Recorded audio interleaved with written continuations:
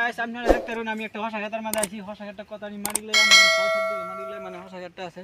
হসা খেতার মাঝে আছি মানে হসা খেত করছে বোর্ডটা তার মাঝে এনে মালিকা টেনজি গায় আমি কিরম টাকা খরচ হইছে বা কিবা করছে খেতটা মানে বেলেগ সিস্টেমে করছে তো জালটা লাগাইছে মানে এটা জিগাই গা কিবা করছে দেখতে পারেন। ভাই এনে ভালো আছেন? আলহামদুলিল্লাহ আমি ভালো আছি করছেন কিরম টাকা খরচ হইছে? ভাই। খরচ তো আমার মারি 6 বিঘা আছে, 6 বিঘার মধ্যে ধরো 1,20,000 টাকা খরচ হয়েছে।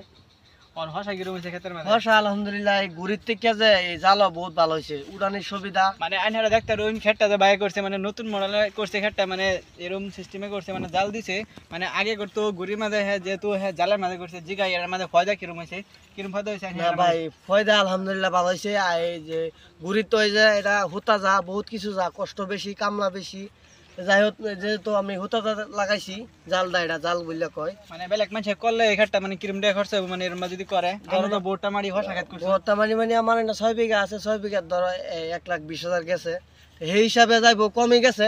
যদি যেহেতু ঘুরে দিতাম বহুত যাইতো।